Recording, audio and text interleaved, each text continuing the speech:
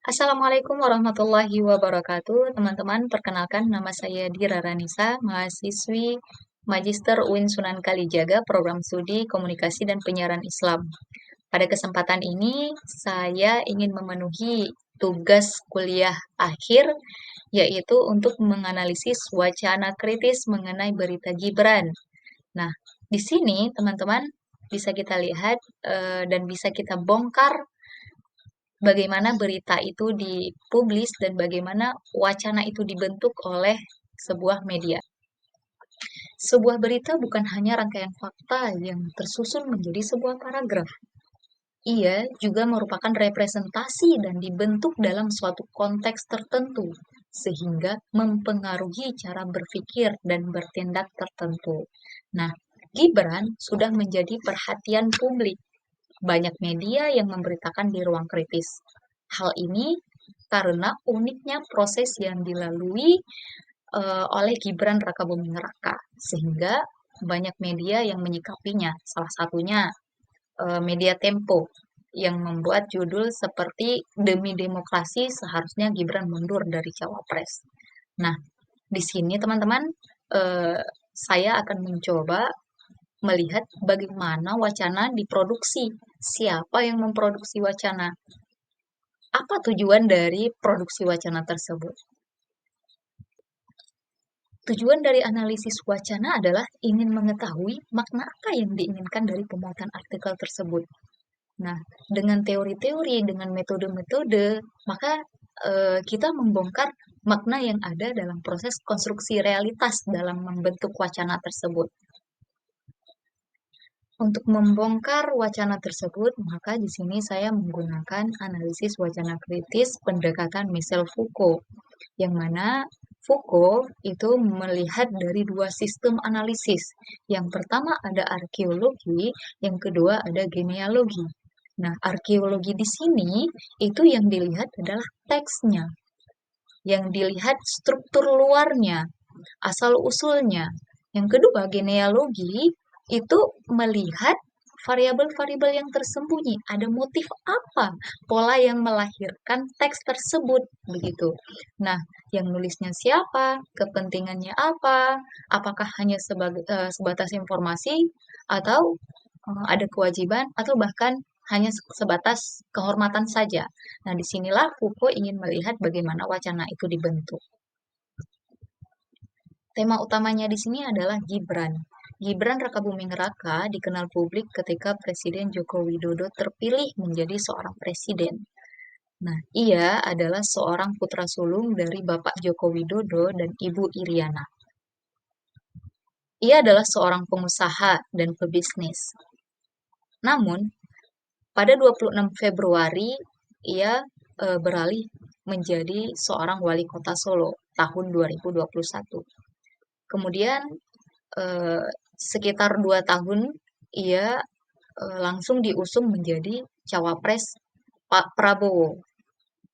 Nah, di sini uniknya perjalanan politik yang dilalui oleh Gibran, bahkan mulusnya perjalanan ia untuk menuju menjadi cawapres itu muncul banyak sentimen. Ada yang pro, ada juga yang kontra. Berita Gibran ini diterbitkan di majalah berita mingguan Tempo. Tempo adalah salah satu portal berita online terbesar di Indonesia seperti yang kita tahu ya. Tempo menyajikan kepada pembaca peristiwa-peristiwa yang terjadi di dunia. Nah, pemberitaannya itu sangat kompleks. Nah, Gibran di sini menjadi isu populer sehingga banyak media yang memberitakannya, termasuk Tempo ini sendiri. Di sini bisa dilihat bagaimana Tempo membentuk wacana dari judul, dari teks, bahkan bagaimana berita itu ditampilkan, divisualkan dalam bentuk foto, begitu teman. Sistem yang dimaksud Foucault tadi bisa kita lihat berita tersebut itu diberitakan oleh Tempo. Nah, Tempo di sini itu berdiri pada tahun 1971, didirikan oleh Gunawan Muhammad dan teman-temannya Harjoko Trisnadi, Fikri Jufri, Lukman Setiawan, Usama Kristianto. Nah, mereka berembuk untuk membuat sebuah media yang sekarang bernama Tempo Media Group. Nah, bisa dilihat di sini Gunawan Muhammad adalah komisaris utama. Latar belakang dia adalah seorang pujangga Indonesia yang terkemuka, seorang intelektual publik, seorang penyair, bahkan dia banyak menulis kolom tentang agenda-agenda politik. Catatan pinggir, teman-teman mungkin juga tahu di Tempo itu ada catatan pinggir, telah menjadi ekspresi oposisi terhadap pemikiran yang picik, fanatik, dan kolot. Sehingga bisa kita lihat bagaimana latar belakang Gunawan Muhammad ini. Kemudian pada tahun 98, Bambang Harimurti yang sekarang menjadi komisaris dan sekaligus pemimpin redaksi Media Tempo menggantikan Gunawan Muhammad menjadi pimpinan redaksi. Nah, dua latar belakang mereka ini sama-sama pegiat kesenian. Nah, di sini bisa kita lihat Tempo diciptakan oleh orang-orang yang berjiwa seni, yang senang dengan pekerjaannya. Ini adalah beberapa struktur yang bisa kita lihat, ada Dewan Komisaris, kemudian ada Direktur Utama, Sekretaris, Audit Internal, Komunikasi, Pemasaran Korporat, bahkan Direktur-Direktur di bawahnya. Nah, kemudian ada juga itu di sini struktur berita koran. Ada rapat proyeksi perencanaan, peristiwa, reportase, reporter meliputi, terus peristiwa ini terencana, peristiwa insidental. Nah, ini adalah proses-proses dalam pemberitaan media koran. Kemudian ini adalah gambaran struktur bagaimana media majalah Tempo itu diterbitkan. Berdasarkan histori Tempo itu sendiri, ia sendiri itu udah pernah beberapa kali diberedel. Pada tahun 1982, 12 April lalu, ia diberedel karena mengeluarkan artikel yang mengindikasikan kecurangan pada pemilu tahun 1982. Kemudian pemberedelan itu dicabut pada 7 Juni 1982.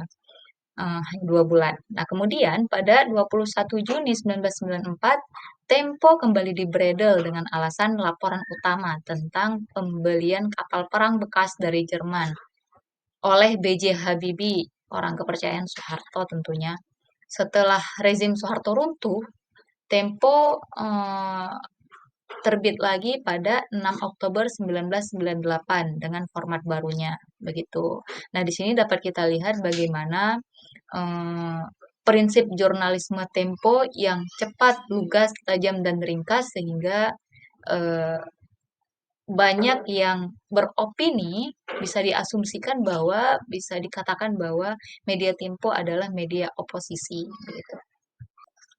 Nah, kita melihat bagaimana Gunawan Muhammad dan media Tempo itu menjadi sebuah kekuatan besar dalam menggiring opini publik terhadap apa yang harus dipikirkan dan bagaimana menyikapi setiap peristiwa yang berlangsung itu.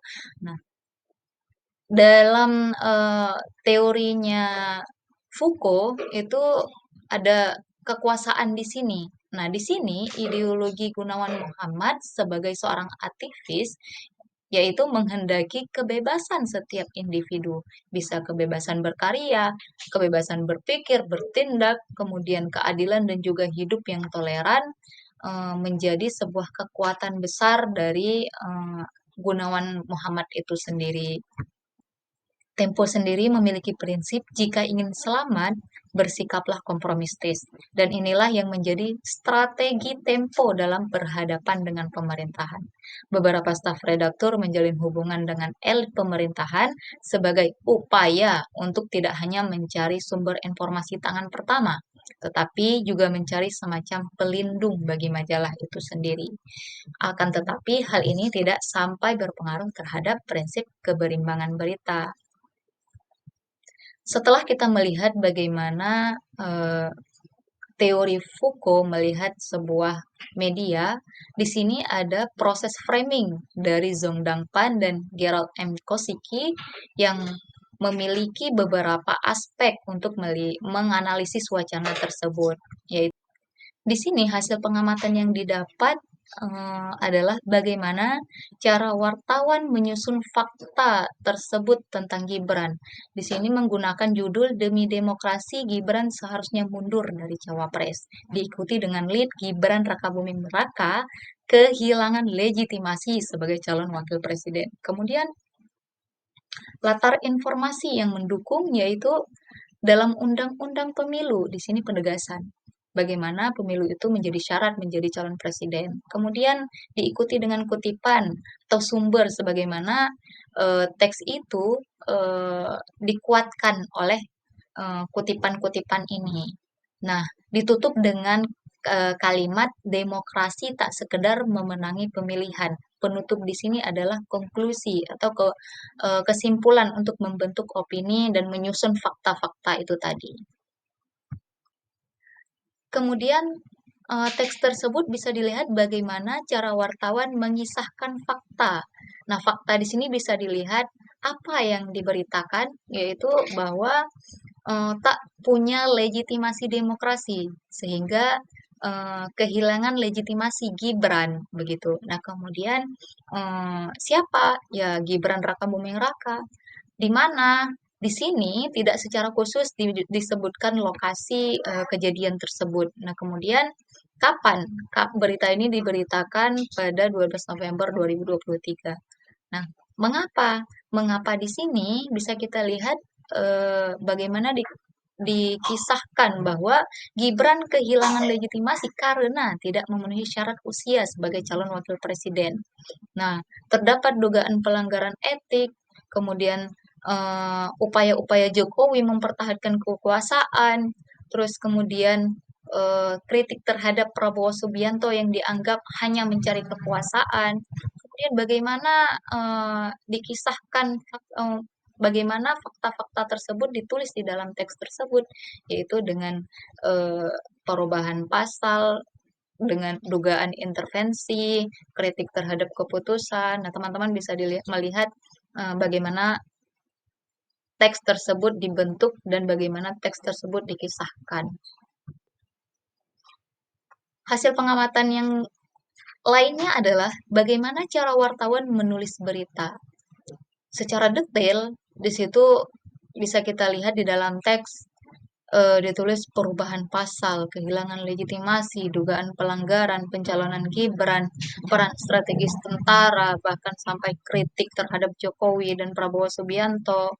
Nah, hubungan kalimat antar kalimatnya itu bisa dikatakan ada saling mendukung, di mana eh, kalimat utamanya kan kehilangan Gibran ini kehilangan legitimasi sebagai calon wakil presiden. Nah, kemudian kalimat tersebut didukung dengan kalimat ya disebabkan oleh perubahan pasal. Kemudian menurut majelis kehormatan Mahkamah Konstitusi, perubahan tersebut cacat secara formil. Diduga terlibat dalam melobi hakim konstitusi untuk mengabulkan uji materi. Nah, ada keterkaitan antar kalimat di dalam teks tersebut. Menggunakan kata ganti di situ juga bisa dikatakan bahwa bagaimana wartawan menulis berita tersebut. Seperti Gibran diganti dengan kata-kata wali kota Solo, Jokowi diganti dengan kepala negara, ketua Mahkamah Konstitusi, digunakan kata ganti kepada Anwar begitu. Kemudian yang terakhir, bagaimana cara wartawan menekankan fakta? Ada penekanan di dalam teks tersebut. Bisa dilihat seperti menggunakan kata-kata cacat, melanggar etik, melanggar prinsip, runtuh, ambiar. Nah, ambiar di sini bisa dilihat dalam teksnya itu menggunakan cetak miring. Kemudian ambisi, keinginan, meladeni hasrat, dikecam, bahkan dikutuk. Nah, selain itu, pemberian warna pada beberapa kosakata dipandang penting oleh penulis karena ia menginginkan khalayak menaruh perhatian pada bagian tersebut. Kemudian yang terakhir, bagaimana cara wartawan menekankan fakta? Ada penekanan di dalam teks tersebut. bisa dilihat seperti menggunakan kata-kata cacat, melanggar etik, melanggar prinsip, runtuh, ambyar. Nah, ambyar di sini bisa dilihat dalam teksnya itu menggunakan cetak miring. Kemudian ambisi, keinginan, meladeni hasrat, Nah, dengan demikian, kita bisa lihat bagaimana teks tersebut diproduksi sehingga membentuk wacana yang kemudian mempunyai kekuatan. Nah, kekuatan di sini mengontrol secara mental atau psikis kebenaran realitas yang diterima oleh publik. Nah, kuasa menurut Foucault di sini tidak dipahami sebagai milik, tidak dipahami sebagai orang yang memiliki jabatan yang berkuasa. Nah, melainkan adalah strategi. Strategi di sini bisa dikatakan adalah sebuah kekuasaan. Contoh, dalam berita Tempo ada strategi yang sedang berlangsung di sana. Karena kuasa di sini secara aktif membentuk pemahaman dan konstruksi realitas. Tadi sudah kita lihat bagaimana strategi-strategi Tempo dalam mengkonstruksikan wacana. Nah, ada ideologi yang dianut wartawan majalah Tempo, ada unsur kekuasaan di situ. Jadi, strategi utamanya adalah membuat kesadaran masyarakat terhadap suatu kebenaran. Nah, kekuasaan inilah yang mengontrol lewat wacana, begitu.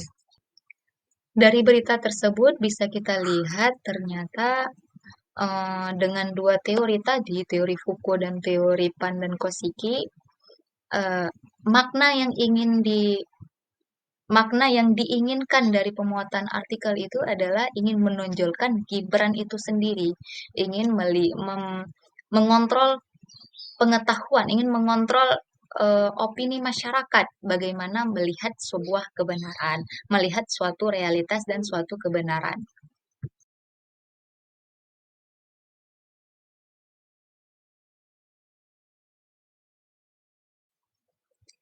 Nah, teman-teman, terima kasih sudah memperhatikan dari awal sampai akhir bagaimana proses menganalisis wacana dan membongkar dengan teori-teori yang ada. Koreksi saya bila saya salah. Terima kasih. Wassalamualaikum warahmatullahi wabarakatuh.